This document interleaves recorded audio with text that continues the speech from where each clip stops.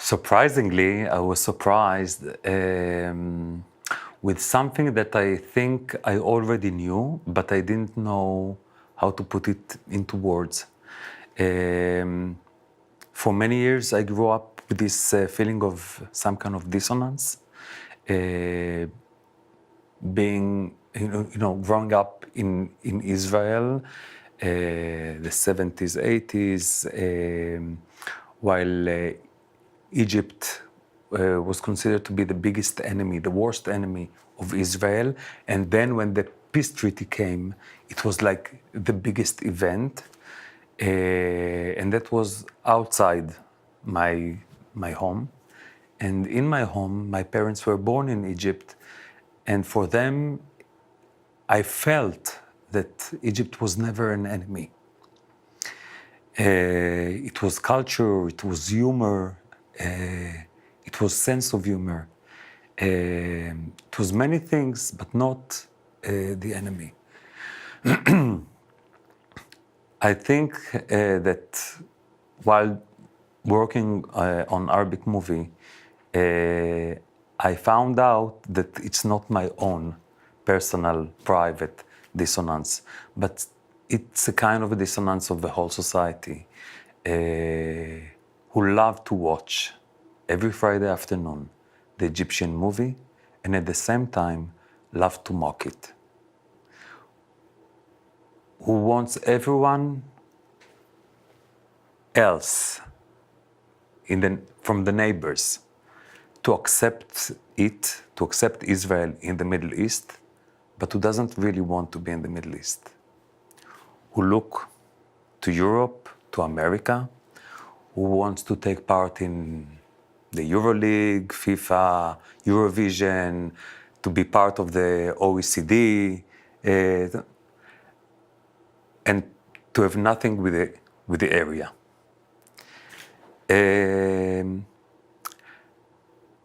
It is surprising because I think I knew it before, or I felt it, but I didn't have words for it. I didn't make the link between my own personal experience and the Israeli society.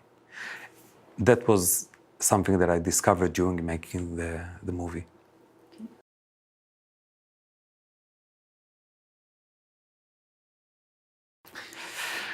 No, this is something that is too difficult to answer. I don't think that there is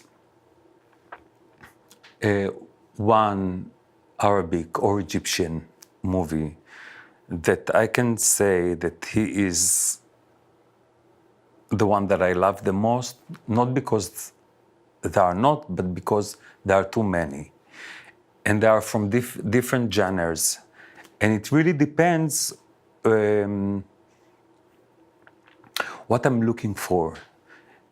If I'm looking for a movie that has that have politics in it, that have political criticism, then definitely The Wife of a Very Important Man by Muhammad Khan. Was made in 86, 87. And I think not only that it's a beautiful movie, but he thought about every single frame in it and about every single way of expression. If it's the light, if it's the angle of the shooting, if it's, of course, the scripts, the names of the protagonists. I find it brilliant. But there are many other films, comedies that I like, and that are also very sophisticated and then at the same time very popular.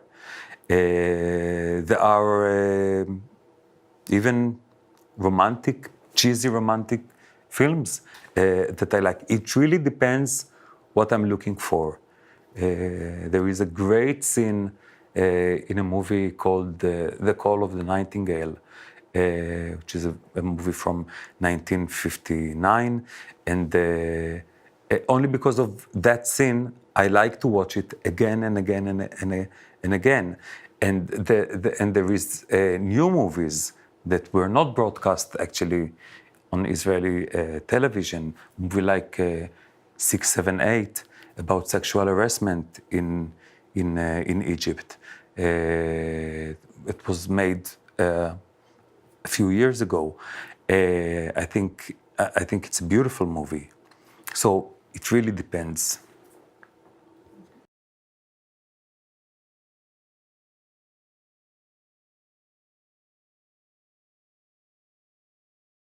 Oh wow. These are two different questions. Let's start with the second one. I think. What was the second one? What kind of need do you feel like with Egyptian movies? I think different kind of needs. For Israeli Palestinians who watched it, it was part of their culture. I mean, it's not. They used to watch it in the cinema, and now they have it at home through TV. So it was just part of their culture. For many Jews who came from Arab countries, the same. It was part of their cultures, of their culture. It doesn't. It doesn't matter whether they came from Egypt or from other Arab countries. The Egyptian cinema is the largest, the biggest industry in the Arab world, and it was distributed all over the Arab world. So in every city, all through the Arab world, you could have watched Egyptian movies. So even for those who came from Casablanca, from Oran, from Damascus, from Aleppo, from Baghdad, they used to watch Egyptian movie over there. So for them, it was also part of their culture. I think it was also their way to be in touch, to keep in touch with their homeland, a homeland that they could never return physically. And that was an hour and a half or 2 hours in a week that they could go back to their homeland. I think that for Ashkenazi people and for the young generation as well, there was something in those movies that was very, very simple, and simple in a good way. Very humanistic. There were a lot of American movies at that time in the Israeli television. There were British series, and people liked it, but they not necessarily found themselves in it. If I see, I don't know, Superman, it's a great movie, but I'm not this kind of a hero. I'm not a superhero that is going to save the world. And I mean, it's a great, fantastic movie to watch, and there were a lot others. But I'm not necessarily, I don't necessarily find myself in it. If I watch a comedy series, British series, you know, that all the scenes happening in this crazy hotel in London, it's funny, it's great, it's not mine. I'm not there. In the Arabic movie, there were stories that were, how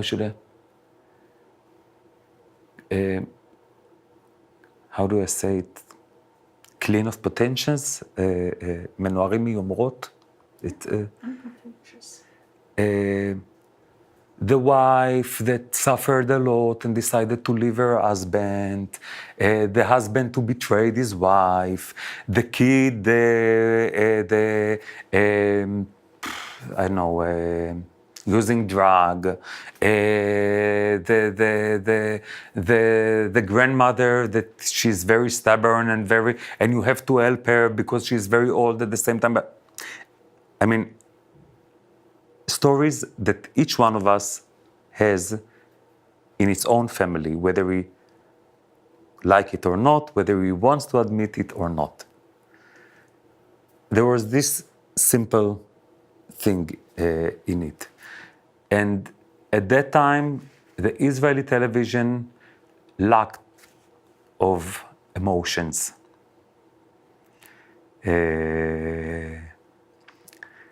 It was all very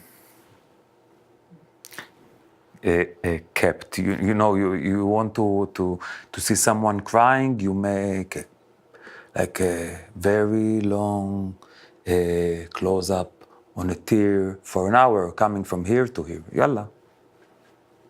Move on. Cry. Cry. You're pissed off with something? Yell. And that was something that you had in the Egyptian cinema. The love was the biggest love. The hate was the worst one. The pain was, tearful. This kind of thing. And there was another reason. Yeah. Unfortunately. Another reason for this thing? Yeah. Good. And the other reason, I think, unfortunately, that also we used it in order to mock it. In order to say we are better than this. We loved it, but a lot of us didn't like to admit that we love it. To mock it. This is exactly this dissonance that I was talking about before. And you had another question at the same question, which was? What do you hope viewers learn when they watch your film? So I hope that maybe people will understand this difference between seeing and watching. Watching, you need something, you can be detached from it. Seeing is also being part of it. It's also admit that you are part of it, that you're involved in it.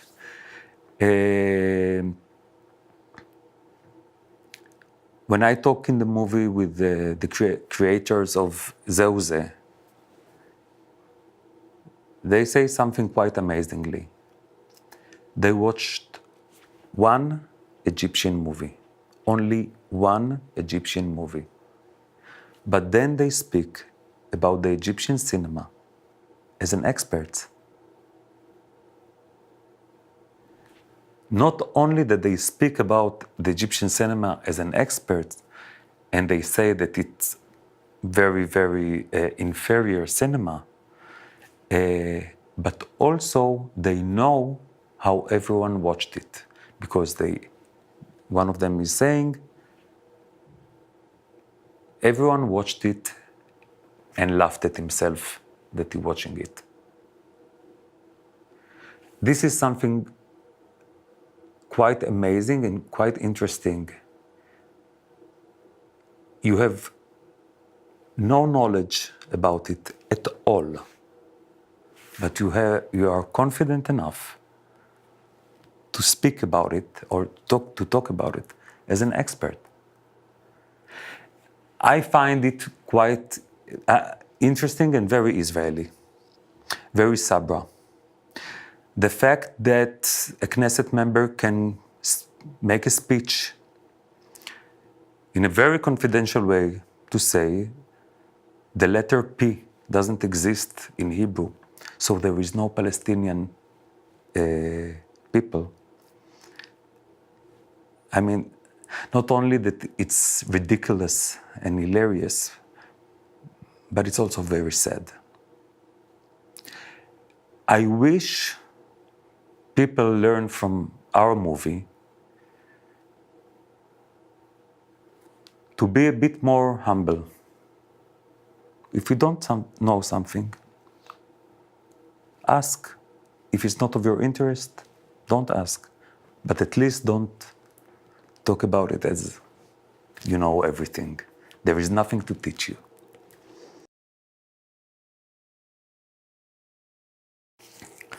I think it would be Jacqueline Karnov,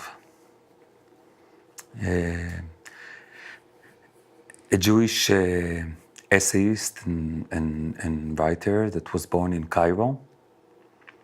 It talked a lot about Levantinism. I think that not only in sense of my identity, she influenced me, but also with writing and even with making this film. The idea of insisting on putting my own personal life in a context of society and in a political context. This is something that I've learned from her writings. To start with me, and this is actually what I'm doing in the movie, to start with me, and then my parents, and then my aunts, and then the society, and then the state. Wait, there is another thing that I've learned from her. And this is also something that I really would like the audience to learn, to take from our movie. And it's not to be afraid of criticism. And to criticize and not to hate. It's two different things. I criticize the Israeli society, the society that I'm coming from, because I care about this society and not because I hate this society. I criticize Israel because I love the Israeli society and not because I hate it. And it's two different points of view.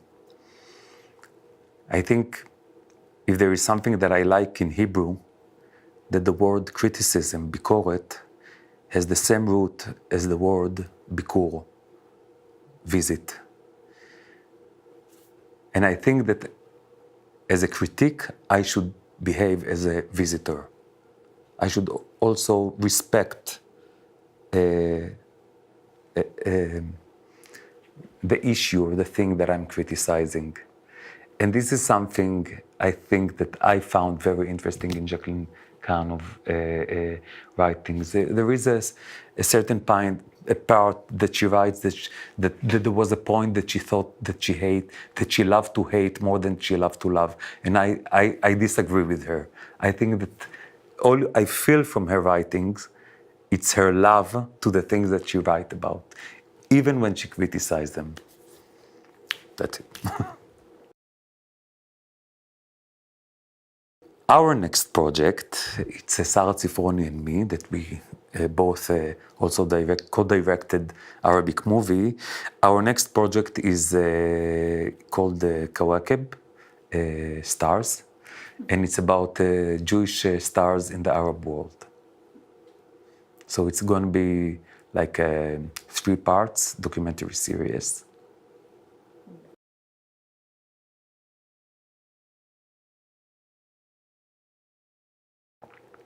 Unfortunately, no.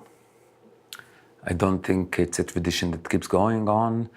In Israel, the Arabic movie is still broadcasted every Friday afternoon. The young generation doesn't care about it.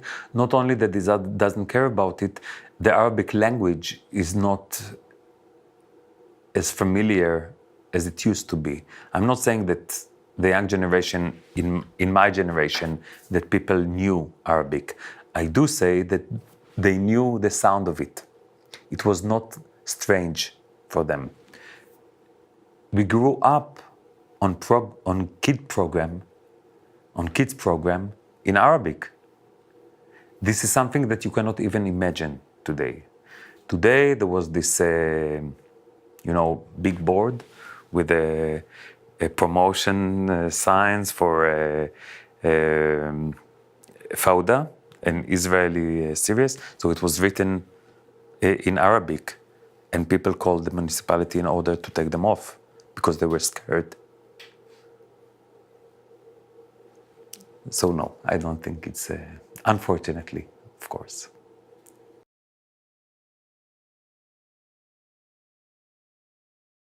Yeah, we met, Sarah Zifroni and I, we met by coincidence a few years ago. And she heard that I'm doing my research about Egyptian cinema. And she called me after a few months with this idea, would you like to make together a documentary movie about the Arabic movie?